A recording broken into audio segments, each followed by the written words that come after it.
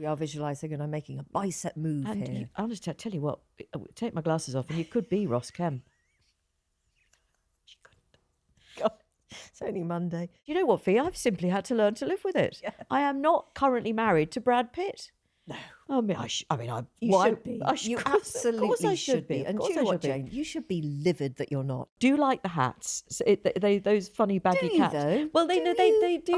I don't think they suit anybody. If you next time we're visualising the podcast, I'm going to be wearing a Peaky Blinders. He's getting a Peaky Blinder cap. We're on. Welcome to Off Air. Good morning. Hello. Good morning. Good morning. Good morning, Fia. Because like your dress. Thank you. Well, that's very kind. I did manage to spill something on it within moments of putting it on this morning, but it seems to have dried out. So that's good. I can't like see your a top. stain. And also you've got a double stripe going in the shoe department Look at there, that. Yeah. which is making me go a little bit woozy. Well, it's not intentional. But we have managed to not dress exactly the same, which is good. It's excellent. It's a really good start. Our wardrobe ley lines have parted company. Thank God for that. Somewhere over Glastonbury Tor. Yeah. Yes. We ought to start because quite a few people in the email inbox have wanted to pay tribute to Jenny Murray, who very sadly died last week.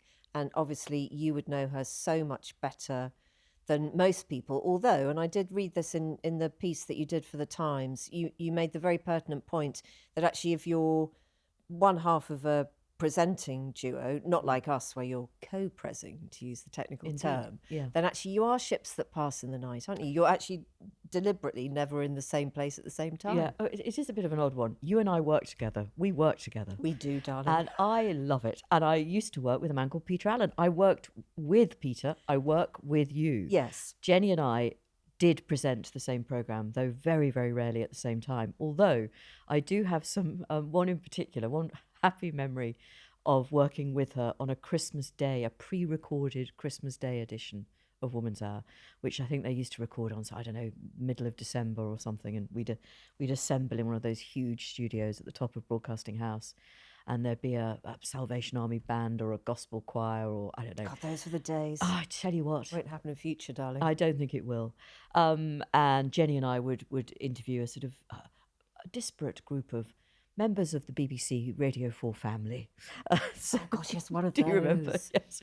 And was Jenny, Gary Richardson involved? No, not Gary Richardson, no, but we did have Brian from The Archers. Well, there you go. Yeah, he's a very funny man, actually, the man who plays Brian in The Archers. And Jenny the poor woman had a fall and she'd broken her humerus, which where is that? It's your... I don't know. Is that above your elbow? coccyx? She was absolutely one of those professional, the show must go on people. And she turned up. I think she was in great pain, but she was taking very strong painkillers. And I will just say that she was the most mellow I ever saw her. And we did have a laugh that day. We really did. And she was a formidable woman, a tremendous broadcaster. I think deep down, I know her because there were times when she was very kind to me and very thoughtful. She sent me a message the morning after my marriage breakup had appeared on the front page of one of the newspapers, preposterously. I do need to say it was a very quiet weekend. And I didn't expect to hear from Jenny, and I did. And I thought, well, I'm not going to forget that. And I also treasure another memory of her at a party we had at my house, a Woman's Hour party, when my youngest daughter I think she was about 6, and she knew that Jenny had had a hip replacement. So she was quite a chatty child, still is. She went over to Jenny, who always sat down, and she was one of those people who held court. She was very much someone who did that. She would arrive in a social setting, assume a position, and maintain it. And people would come to her. They would talk to her. And my youngest daughter went over and said to Jenny, I hear you've had hip problems. And my daughter said, I was born with I had problems with my hip, and which was true. And I had to be put into some equipment. But I'm all right now. I can walk and I'm absolutely fine. Are you? And Jenny was incredibly sweet to her and tolerated this urchin trying to make conversation with her. And I think back to occasions like that when she could be incredibly warm and and very kindly. I only know Jenny through having had many colleagues who had worked on Woman's Hour. The thing that people would say first about Jenny Murray was that she was fierce. And Yeah, fierce yeah. is it can be sometimes difficult to be on the receiving end of, but she was an indomitable radio journalist, wasn't she? And she wanted things to be researched at a certain level, produced at a certain level, delivered at a certain level. And, there is a place for that in work, because you need things to be of a high standard. She was exacting. Yeah. She had exacting standards. And also I do think it's really, really important to say that she was a woman who came from a background like mine and yours, no connections to the media. She wasn't someone who could pick up the phone and her godfather would magic up a job at the BBC. It wasn't like that for her. It wasn't like that for many of us. And I hugely respected her for that, but she was the generation ahead of us. And I think women of that generation had to be particularly indomitable. Yeah. And some of the men behaved disgracefully. Let's not forget that. I think it must have been very, very hard for that generation of women in broadcasting. And it's also really important to say that Jenny and I worked together when the issue of equal pay, or lack of it, came up at the BBC. And I felt very sad for Jenny, because in a way, I think she felt she'd been a bit naive. She actually thought she was getting the going rate for public service broadcasting, and she was passionate about it. And it actually turned out, when some of those salaries were published, that some of the men were earning squillions. Yeah. And she wasn't. At least 3 or 4 times as much. Yes. And as you and I know, because we've talked about this and we've done the arithmetic a lot for ourselves and for other women, that if you don't start out on a par with men, you never really catch up in production, in broadcasting, and on your life, in many areas of life, retirement, pensions. And absolutely, it means that the compound interest that you fail to. I love it when you talk to me about be compound able interest. to achieve. I know you do, but it's not. It's never about the now. Rectifying pay, balancing pay. Of course, it helps if you get to that point where it is done eventually. But all of those lost years, you will never, ever, ever be able to get back, and that must really hurt if, as in Jenny's case, she only came to know how different her pay was towards the end of her 30 career. years after she started being paid less than and after 30 years of hosting discussions about equal pay for women. I mean, just unbelievable. So no wonder she was spitting tacks about that, as we all were. It seems like a long time ago now. It's nearly a decade, isn't it? It is, yeah. Look where we are now. Look where we are. We've had the last laugh there. But anyway, so I also just want to express my condolences to her family, and I hope she found happiness. I know she'd actually become a grandmother, which must have been such a delight for her. So I'm really pleased for her there. But also that voice, it's one of the great radio voices. That kind of, it was authoritative, but it was also sort of kind of velvety. It was. It had timbre. Yeah, and really quite exquisite actually. And there isn't anybody else that sounds like Jenny. So I hope honestly that her last couple of years, when I didn't see her, our paths didn't cross after we stopped doing the programme, which was more or less at the same time. I think we both went to the same leaving do of a much loved colleague, but she arrived after I did. Anyway, Jenny, some lovely memories of you. So hope you're okay. Yeah. Nicely put, lady. Nicely put. So I don't know which email is appropriate to go into after that. So I'm just going to pick the first one that's in front of me. And thank you for your emails. Do you know what? We always say this. It's like opening a jewellery box, isn't it, on a Monday morning? And you just go, oh, all these fantastic glittering trinkets await us. And it is hard to know what to choose. It is hard to know where to go. And I didn't know that travelling to the Scilly Isles would be such a rich vein. But there we go. Here we go. Have I read your mind? Yes, that's exactly the one that I've got here from Bridget. Yep. My daughter and I went to the Isles of Scilly last autumn on the Selonian. I'd been visited before as a child. It had been visited. We all had. Well, never mind, you seem to have survived. And was wondering if the same ship was still in service, so I did a bit of internet search. I found a review on social media which described the Salonian's flat-bottom design as riding the waves like a possessed shopping trolley in a hurricane. Isn't that great? They're not going to put that on the posters, And are I they? guess it's better. The voyage was likened to being trapped inside a washing machine full of digestive biscuits and regret. I think I've been inside that washing machine more often than I care to remember. We turned up for our trip prepared for the worst, armed with, now, is it Stugeran tablets? I don't know. I'm sure I other mean, God products knows are I've taken available. tablets for my digestion, but not those. No, I think they never must heard of be it. the specific kind of seasickness tablets. Right. And fully girded for an ordeal. But actually, it was fine, despite crossing in quite stormy weather.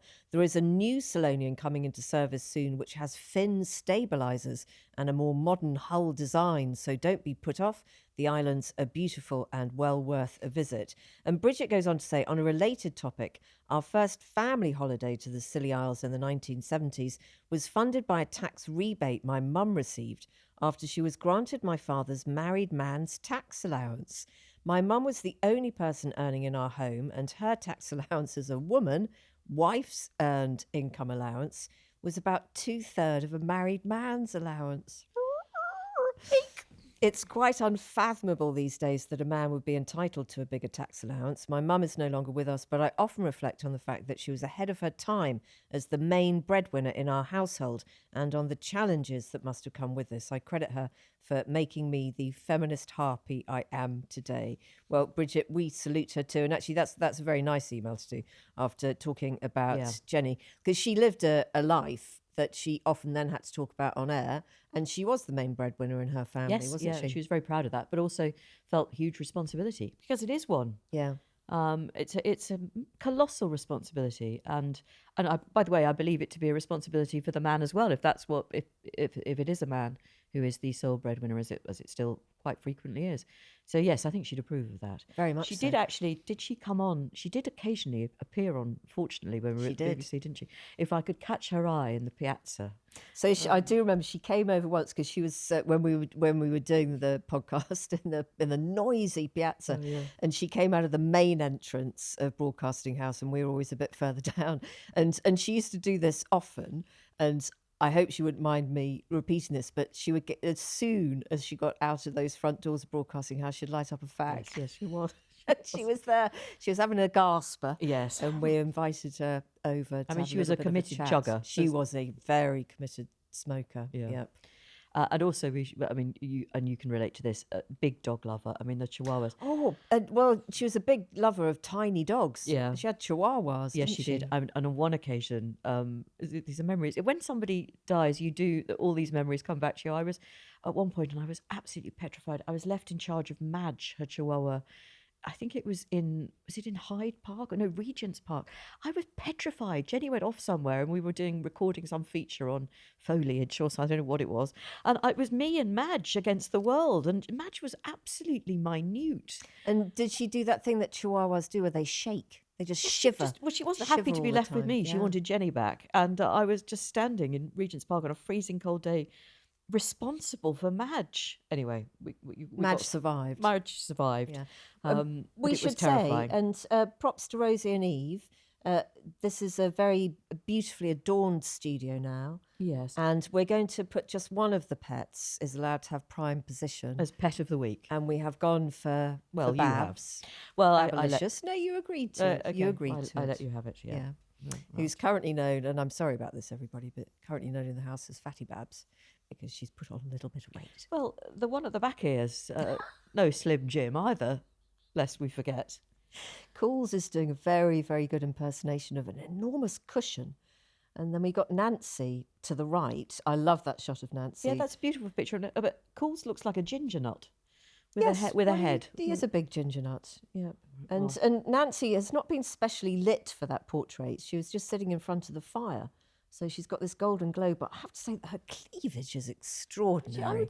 I think that's almost an award-winning shot. It's absolutely beautiful. It's quite Did provocative. you take that? Yes. Yeah. Right. Let's move on. And don't forget Dora. Dora's over there on the left, looking longingly upwards. Yeah, well, I'm not quite sure what she's looking at. When's my food coming? Yes, exactly. Happy weekend, Sarah wishes us. Well, yes, mine was bang average, if I'm honest, Sarah, but thank you for that. Just checking, you can buy Tim Tams in Waitrose. I love them. I would personally never go near a penguin, but these are something else. I don't agree, I'm afraid. I had my first Tim Tam last week. I only got 2 mouthfuls in and I put it in the bin. Why? I didn't ever like penguins, and I thought these were a poor substitute for a penguin. Is that the one that describes something extraordinary that you can do with the Tim Tams? It isn't, no. Because there's somebody suggested that you can break off the corners and then use it as a straw to suck your tea up through it. I know, it's daring. I'll find that. If we don't manage to do it today, we'll definitely be doing it tomorrow. Sarah says, keep up the good work. You're my sanity. Won't reflect on that any more deeply, as it could be worrying all round. Oh, don't worry, Sarah. We're both as mad as frogs. So please don't feel untethered if you're listening to this, and we slightly tether you, because it does the same for us, doesn't it? Tethers us. It tethers us. It does. Yeah. Suede's bassist, incoming from Jean, listening to Wednesday's pod, I heard Jane say that she shared living space with Suede's bass guitar. Yeah.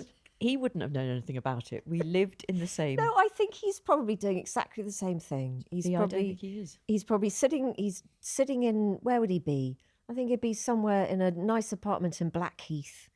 I think that's where a lot of musicians end up. Well, and he'd be saying, oh, yeah, I shared living space with one of Woman's Hour's presenters who's now at the Times. I'd love to think he was doing that. He isn't. Okay. But anyway, quite a few people wanted to know whether it was Richard Osman's brother, because Richard Osman's brother... That's right, Matt Osman. Yeah. Yes, I mean, it could have been. Okay, you don't know? I'm afraid I can't feather the nest of that particular anecdote. Okay. As with so many of my stories, some of the finer details are lost in the mists of confusion. Yeah, well, that's fine. I mean, if he's listening, or anybody's listening who could add any detail and fact to this anecdote, we'd love to hear from you. Quite a few people as well have commented on the fact that in our new publicity photograph, which is against a very lovely magenta background. Yeah, it's a good colour. It's a nice colour, very nice colour. You are making a bit of a funny hand pose. So Kat, who is a long time and youthful listener, do you know how old Kath is? 21. 28. Oh, wow. Anyone in their 20s, very, very welcome. Yep. Like many other listeners, I too have watched the Manosphere documentary in recent days, and I'm eagerly awaiting your takedown. Well, that'll happen in a minute. However, I'm wondering if anybody else has picked up on the striking resemblance between the Manosphere's matrix hand symbol and Jane's pose in your new promotional Am I imagery. actually working undercover for the Manosphere? Well, yeah. So Kat has very kindly actually provided some comparative screenshots, and we're visualizing this podcast, aren't we? So if you're watching it, here comes the symbol. So the matrix thingy is like that. Yeah. You're doing that. Yes. And in your promotional pose, I'm standing awkwardly and doing something. You're doing something not entirely dissimilar. Yes, you've got a slightly raised thumb. Yeah. I don't know what you're doing there. It's the Masons. It is something like that. Yeah. But I don't think you're symbolising that at any moment you might drop a red pill and say something truly offensive about female bits. Or are you? No, I think, look, it's one thing for your straight hair to go curly. For me to become a fully operational manosphere-holic, that would be a curveball, wouldn't it? That nobody was expecting. No. So did you get to the end of the documentary? I did just about get to the end of it. Yeah. I mean, I think. What did you think about? You see, I've watched a lot of his programs over the years. Everybody has. And do you remember his father, the travel writer, Paul? Yeah. Did you ever interview him? Do you know what? I don't think I did. I did love his books, and one of them, Kowloon Tong, set in Hong Kong, I thought was superb. But no, I don't think I ever interviewed him. Did you? No, but it's interesting you remember that book by him. I remember the book. Do you remember the book he wrote about walking around the coast of Britain? No, was it called The Pepper Path? No, it wasn't. No, it wasn't called that. I can't remember what travels around I don't know, but he did write that, and I read that, and I really enjoyed it. I thought that was really interesting. I don't know why I wanted to mention Paul Theroux when we were talking about Louis. But at the beginning of the Manosphere programme, Louis Theroux does announce quite grandly, I've begun to notice, or a couple of years ago, I began to notice that the internet was full of these men spewing this peculiar stuff about women.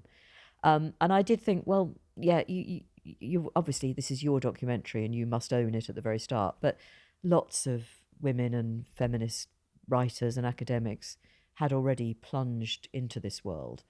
But I do think it's important that men make programs about it. I mean, there's actually no point in you and I making a documentary because... And this is exactly what we've said to lots and lots of men that we've interviewed along the way. And in fact, I think, didn't we try and coax Ross Kemp into actually submitting a proposal about doing a manosphere documentary? Because it's somebody like him as well. Yeah. And I say somebody like him because I think he does display... He's a manly man, isn't he? Yeah. He's much looking, isn't he? Yeah. We are visualising and I'm making a bicep move here. Honestly, I tell you what, take my glasses off and you could be Ross Kemp. She couldn't. God, it's only Monday. Because you're right. If we make a documentary about the manosphere, and do you know what? I did try years ago with the fantastic producer Sarah Cudden we had an idea to, and it wasn't an original one, to try and investigate the incel movement by getting inside the incel movement, and we both had to stop our attempts to do it because it was so frightening what we found within it. Right. So I think women are entitled to fail on that score, that you simply don't want to take your head to that place where, you know, you are being described as the enemy, simply a body, a vessel for assault and all of that kind of stuff. But also, you and I know that our voices against those voices will just create... there won't be a bridge between them. So if you and I went to interview FGTikkyTokky, and by the way, I think that we should now be known as FGTikkyTokky and JGTikkyTokky, because that definitely conveys an element of the serious nature of our work. What I'm not prepared to do is wear that too tight clothing and the crossbody bag, permanent over the body bag thing. But if you and I went to interview FGTikkyTokky, there would just be an expectation of animosity between us. And I think what is helpful is to try and meet them in their own on their own turf to find out more about what they actually believe in. And I do think Louis Theroux managed to do that. But there's an element of performance in all those documentaries, isn't there, which is very entertaining and keeps you watching. Did I want to see a little bit more challenge? I don't know, maybe I did, Jane. Yeah. Or maybe that's just because maybe the challenge is simply in the just ridiculous nature of some of the things that, just let them, that they say. Give them enough rope. Yes, yeah. And look, they were morons. They are morons. And he is very much not a moron. And when somebody who's rather clever spends considerable amounts of time with somebody who's a moron and films them, then you are going to get a version of events, aren't you? I wish somebody would turn the tables. It's Marlon Gaines, isn't it? The guy who does the... Well, you'd been talking about him a couple of weeks ago. And Fit podcast, because our listener, Tonya, had recommended that we investigate his work a little bit more, which we will do, Tonya. So for people who haven't seen the documentary, part of his shtick is that he will get lots of women who are on Instagram and on OnlyFans round the table at his podcast. And he, in an effort to prove that women are shooting for the stars in terms of what they want from men, he asks them to describe what their perfect man is. So how much they should earn, what their physical attributes should be, how tall they should be. And then he puts it into this, his Marlon calculator and comes up with the percentage of men available who fit that profile. And then he laughs at the women and says, you've just got to change your expectations because only 0.02% of men in the world fit that, earn over 300 grand and are 6 foot tall and have got 3 beach apartments in Miami or whatever it is. But you could equally turn the tables on the men, couldn't you? If you asked him what he wanted in a woman, I think it would be a very, very small percentage of women who would fit his bill. A lot about this world is the focus is on men who've been rejected by women. Well, I'm a woman, and you'd be amazed to hear that some men have rejected me. No, I join you on that platform system. And I've just had, do you know what, Fee? I've simply had to learn to live with it. Yeah. I am not currently married to Brad Pitt. No. I mean, You should be. You of course absolutely I should be. Of And do course you know I what, should be. Jane? You should be livid that you're not. I'm incensed. You should. But of course, I'm not incensed. I'm just getting on with life. I had an Ocado delivery before 7 o'clock. Oh, good God. I know, Well, that's a bit disturbing for the neighbours. I think it was quite disturbing for the young man who brought the bagels and the ginger shot, to be perfectly honest with Right, you. it's quite a But lot of clanking involved there. But you're right, the teaching of understanding rejection would be an incredibly helpful thing. Welcome to human existence. Nobody gets everything they want. And you certainly don't get everything you want in the LERV department. Excuse me? Fee, I know you'll be amazed How to are you hear spelling this. that? L, 6 U's, R, double V, 2 E's. All right, JGTikkyTokky. This is why we should be out there in the womanosphere, strutting about in this extra tight lycra stuff. Well, maybe that's another thing that we can add to our I thought your idea YouTube of channel. us just, you also suggested that we just read out the statements of the leader of the free world every now and again, but just in a kind of blank, not particularly expressive way. We should just quote from. We should do that. The Manosphere. Yeah. No, I'd like to do that very much. So I have got Marlon's book. Have you? I have paid money Oh my God, for you've it. paid money. Oh, I'll give you half. I think it's God, what can I say about it? It's called Why Women Deserve Less. Deserve less. Deserve less. Yep. I mean, it's pretty excruciating. But yes, I'll bring it in and read sections from it. And for the leader of the free world, I really think, and if anybody would like to volunteer their services for this, he's nearly 80 or is 80, Donald Trump? He's 80 in the summer, I think. Yeah. Okay, so we are looking for a woman who's going to be 80 this summer. And we would like to invite you at a time of your choosing to record some excerpts from some of Donald Trump's most pertinent speeches. And we're just going to see what people think when they listen to that rambling. I'm here to tell you nonsense. If you're just read by a woman his own age. Exactly. If you're thinking of volunteering and you're nervy, we won't ask you to read out the bit where he talks about the size of the late golfer Arnold Palmer's genitalia, because that would be really weird. I mean, it still sticks in my mind as being quite the oddest thing I've ever heard from anybody in public life in my many, many years on the planet. Shall we veer off to the Natural History Museum? Please, let's do dinosaurs. What's it? Dinosaurs. Well, Dinosaurs. Although this is the one. It's quite interesting. This. It's from Caroline. I took my then toddler son to go and see the dinosaur, but the first stop on arrival was, of course, the cafe. Well, I mean, I only ever went to the cafe. I never really went anywhere else. On entering it, I noticed some currency lying on the floor. Nobody nearby to claim it. I thought it was a €5 note. She's put here. So perhaps. Do you mean pounds? Well, no. Said Brexit Brian. I mean, we've got no way of knowing. I think it must be euros because we don't have a £500 note. That's true. Thinking it was a €5 note, I haven't got any money, love. I bent down and put it in my pocket. Only when I sat down at a table did I pull it out to look more closely, and I realised it was actually a €500 note.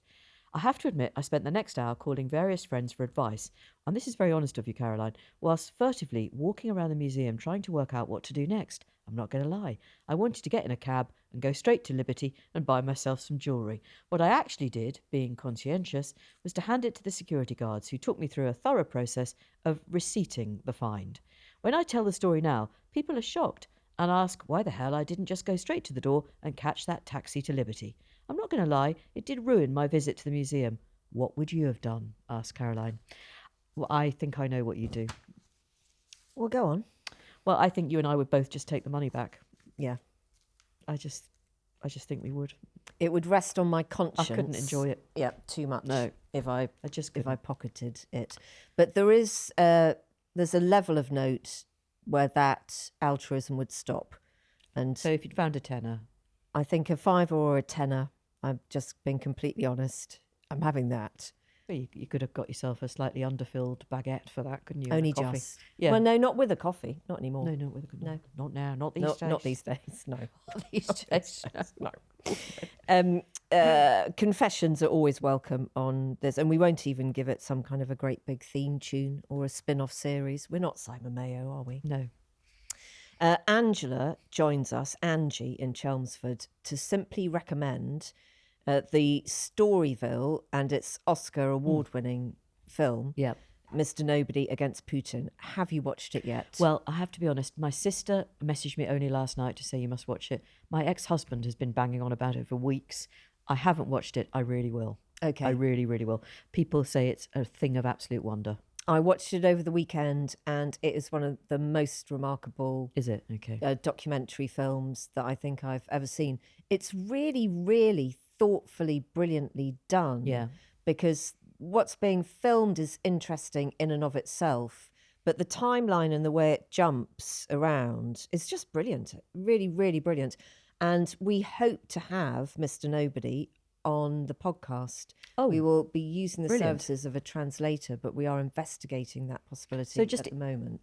outline what actually happens. So he is a young teacher in a town in Russia, famous for its copper mining plant and for being probably the most polluted city in the world. But actually, his teaching role is to be the events coordinator. So he's always filming. Right. So he is really upset by the invasion of Ukraine and the war and the conscription in particular involved in the war, because he knows that his young students are going to be the people sent off to war. Yeah, because they tend not to recruit from the bigger cities, do they? And not really from the liberal No. elites either. They've found ways of their Getting young out of it. sons not being called up. So he feels very, very viscerally that the war is wrong. And then this extraordinary diktat comes from central government that the school children have to be taught this propaganda about Russia and Russia's place in the world and the insignificance of democracies like ours. So he can film it, so he does. He's then contacted, he finds a way of being contacted by the Storyville team and hatches a plan to film this in secret, although he's doing it in plain sight, and then smuggle the footage out of Russia and turn it into this film. He can't live in Russia anymore. He's left Russia. And we must admire his bravery, because we know what happens to people who cross Putin. And he's a young man who's going to look over his shoulder for the rest of his life. But it's absolutely mind-boggling what the children are then taught. And I won't say anything else about it, because otherwise, you're not going to be intrigued when you're watching it. But it's so sad, Jane. It's so, so sad. And I did think, and let's talk about this in a bit more depth when you've watched it and other people have watched it too, you and I would be powerless to resist having that kind of propaganda shoved down our throats at a young age. I think sometimes we go, this, Russia's awash with propaganda, but they've got the internet, so why can't they find out everything that is available to us? Yeah. But I don't think if we had been brought up having those kind of lessons from teachers who we really loved and a city governed by people who we really admired, I'm not sure that we would be capable of seeking out a different way of thinking and believing that. And of course, that's the power. It'd be wonderful to think that we'd be clever enough and savvy enough, but I don't think I would. No, I don't if think I'd been indoctrinated from an early age. And also, let's just be honest. I mean, Britain we've lived in, and we've been so fortunate to live our lives here in this sort of imperfect, ragged democracy that is still better than any other alternative system. And you can express your feelings, and you can say what you think, and you can take part in the democratic process. And Britain wasn't invaded in World War II, but let's just own the fact that if it had been, there's no way that had I been alive, I'd have been a member of the plucky resistance. I'd have just kept my head down and got on with whatever came my way. I would love to think I'd have been brave enough to hide people who would have been in peril, but would I? We're not going to know, are we? And it's always I don't find out. But I mean, to ask yourself. Yeah, I think it's really important to ask yourself just how biddable would I have been if I'd been faced with those sorts of choices. So I don't know. I don't blame the suffering citizens of Russia for just going along as best they can. I can't see what alternative there would be for them, really. Well, will you try and watch the documentary this week? I will. I tell you what I did see really yesterday, and I'd never seen it before, was Peaky Blinders. Peaky Blinders. The film. The film? Have you seen it? No, because we did the first series of Peaky Blinders. It was very, very violent by the end of it. Oh, well, you see, I'd never seen it before. So I watched it. I felt I'd peaked. Very good. I was a bit bamboozled by, it's almost like when they run out of puff for the script, they just play some heavy metal. That happened quite a lot in the feature film, which is the sort of end game for the characters who I'd never met before. So I was sorry to see one go at the end. But anyway, and they all wear these funny hats, and it's all, I'm not sure whether I really bought it. And the script is funny because they converse in a way that nobody does in real life, with lots of really important pauses and men brooding and staring out of windows. I mean, how much brooding can a man do? I mean, the central character played by Cillian Murphy has given up Peaky Blindering for reasons that were totally unknown to me because I hadn't watched it before, and he's holed up in a secluded, ruined manor house, right, with only one gentleman retainer. So does he do quite a lot of staring into the middle distance, considering his memory bank? Exactly, he's writing a book, and he's brooding because men are allowed to brood. But I kept thinking, well, how's he heating the place? Where's his money gone? We have to open it to the public in order to pay for the roof. It's all of that. I mean, I had too many questions. But anyway, do you like the hats? So those funny baggy caps. Though? Well, they do. I don't think they suit anybody. If you next time we're visualising the podcast, I'm going to wear a Peaky Blinders. He's getting a Peaky Blinder cap. So I won't be watching the series, but I can't say I didn't enjoy the film. I rather did, but as I say, the music just cut in when they run out of scripting puff, I thought. Anyway. We've been promoted to gay icon status. Oh, well, I couldn't be more thrilled. Okay. Yeah. This one comes in from Darren, who's in Guildford. Now, we forgive Guildford because there were technical issues that night, and we're not rude about Guildford anymore, are we? No, if you say so, sister. I was listening to your recent discussion on camp, says Darren, and I felt it was my duty as a homosexual man to intervene before things spiralled further. Thank you, Darren. Oh, we do appreciate the intervention. We love an intervention. Yeah. First, a vital point of order. It is Liza with a Z. It's never Lisa with an S. And that's my fault, because we were talking about Liza Minnelli. Okay, right. And I think I described her as Lisa. Okay. So that's wrong. Totally to wrong. Confuse the two, says Darren, is a minor ecclesiastical sin in our community, usually punishable by being forced to watch Cabaret on a loop until the sequins blind you. You also touched on women possessing camp qualities, which leads us to the high-stakes world of gay icons. Gay icon, in brackets, noun. This is a dictionary definition. A woman, usually possessing a dramatic backstory, a penchant for oversized eyewear, or a spectacular lack of emotional regulation, whom gay men adopt as a secular saint to compensate for their own lack of a supportive grandmother. I don't know which dictionary it's from, Darren, but we like it. We do like it, Darren, and thank you very much. And Darren, I'm going to crown him the King of Guildford. I hope you'll take that compliment. It is with great pride that I officially anoint you both as gay icons. Jane, I realise this isn't quite a damehood or a CBE, but frankly... I've given up caring about all that now. Yeah, it's weird, isn't it? So I saw two very, very old school friends who I hadn't seen for 40 years on Friday. Yes. Jane. It was so lovely. Goodness. Did you just you didn't bump into them? No, we had arranged to have lunch. Right. It was very, very lovely. And obviously we were considering the path that other of our school friends had been on. Yeah. And a couple of them have done extremely well for themselves and been gonged. Couldn't believe it. But frankly, it's the highest accreditation the community can bestow. It carries significantly more weight in a West Kensington wine bar than any ribbon from the palace ever could. Why this sudden elevation? Do you want to know why? Yes, please. 3 reasons.